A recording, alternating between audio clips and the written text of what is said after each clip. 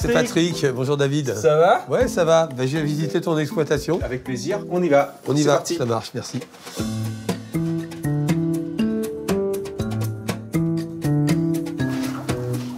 Waouh. Je te présente mes petits chapons. Grande famille. Ça fait 6 mois qu'ils sont déjà ici. On les a bichonnés forcément.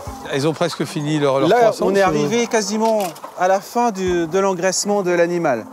Regarde, l'animal est super bien dodu. Le dernier mois, dans l'alimentation qui est basée à 85% de céréales issues des éleveurs de la région, il y a des produits laitiers. Du coup, l'animal a une viande qui devient persillée. C'est pour ça que c'est si tendre. C'est pour ça que c'est si tendre, que c'est une espèce de petit gabarit. Du coup, l'animal s'adapte parfaitement, d'autant plus dans le contexte actuel, pour s'y convivre. Oui, ça fait 6 bonnes parts. On entend cacter là beaucoup, mais on n'a pas entendu de grosses vocalises de coqs.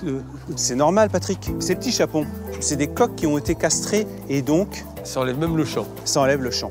Et c'est ça qui fait la spécificité du chapon. Et là, David, elles sont encore enfermées à cette heure-là. Pourquoi? Le contexte sanitaire est compliqué actuellement. Pour leur sécurité, ils sont confinés à l'intérieur du poulailler. La particularité pour l'élevage, c'est quoi pour le bien-être? Le Loué, c'est un label rouge. À Loué, on a toujours eu la vocation de produire une volaille fermière. Les animaux ont toujours eu accès au parcours. Un parcours du matin jusqu'au soir. C'est ça qui fait la réputation de Loué finalement. C'est que la volaille galope beaucoup, elle se muscle. Elle est très savoureuse. Je sais que j'en travaille tout le temps et c'est très bien. Moi, je suis ravi de la visite. J'ai appris plein de choses. C'était vachement sympa. Et maintenant, bah, écoute, ce que je te propose, c'est qu'on aille au restaurant. On va faire une recette à base de suprême de chapon, en garniture des choux farcis. On va préparer des petits pancakes de chou-fleur et on va accompagner de quelques champignons parce que c'est les fêtes et que c'est la saison. Et on va se faire ça avec une sauce suprême, avec un peu de foie gras dedans qui va accompagner tout ça. Ça Très va être festif. voilà. Et donc on va commencer par les choux. C'est un peu plus technique que ce que je fais moi normalement. Du coup, Patrick, je vois que toi, tu es maître restaurateur. Ça correspond à quoi, en fait, comme... C'est un titre d'État qui est délivré après un audit. Il y a un cahier des charges et en fait, c'est un engagement de faire du produit maison non transformé. Ah oui, d'accord. Et il y a une éthique autour, ça va souvent ensemble de toute façon, de s'engager sur des produits locaux, sur des spécialités régionales. De la proximité. Sur de la proximité. Donc, on va bien manger, en fait. On va manger maison. Le principe est quand même de favoriser toujours cette proximité. Puis les gens qui bossent autour de nous, il y a des terroirs. Non, et puis ça me fait surtout plaisir de voir un petit chapon ici et j'ai encore hâte de le voir plutôt dans une assiette, quoi. Mais, Pourquoi tu choisis les suprêmes? C'est un morceau noble. C'est le seul blanc de volaille qui n'est pas sec comme beaucoup d'autres blancs de volaille si on loupe un peu la cuisson. Là, on va avoir toujours quelque chose d'assez tendre du fait de sa masse, du fait qu'il est persillé et du fait qu'il y a aussi cette peau qui protège un peu pendant la cuisson. En tant que consommateur, comment moi je vais voir en fait que ce produit-là il va être de meilleure qualité qu'une autre?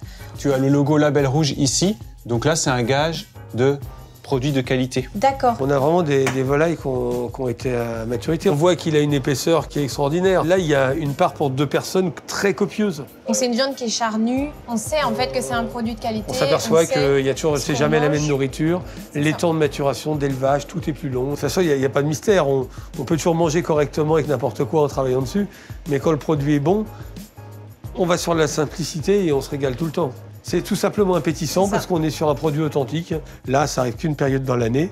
C'est un produit de qualité. Quand on mange des choses avec une saisonnalité, on les apprécie toujours parce qu'on mange très varié dans l'année. Ouais.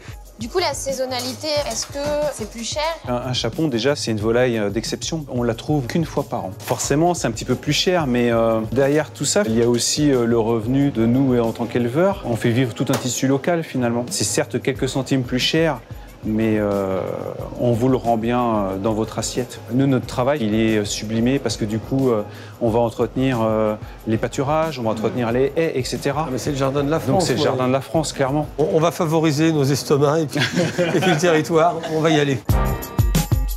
Ça a l'air très bon. On a un mélange de cèpe et on va mettre la sauce suprême. Alors du coup, la sauce suprême, tu l'as préparée avec quoi? La sauce suprême, il y a un bouillon de volaille. Il y a ensuite une glace de viande, c'est-à-dire comme un jus de rôti ou comme un jus de poulet. Et on a en plus du foie gras dedans. Du coup, elle est délicieuse. On est sur une belle assiette quand même. Hein. C'est ravissant. Ça vient de ton Et élevage. c'est très copieux. Ça sent très bon. On peut partager une petite chose. On va partager. On va partager, ouais. Et ben, je vous remercie parce que franchement, moi j'ai adoré cuisiner avec vous le petit chapon. J'ai appris de super bons conseils que je vais essayer de reproduire au mieux. Bon, on s'est tout dit sur le petit chapon fermier, la Belle Rouge de Loué. On s'est tout dit.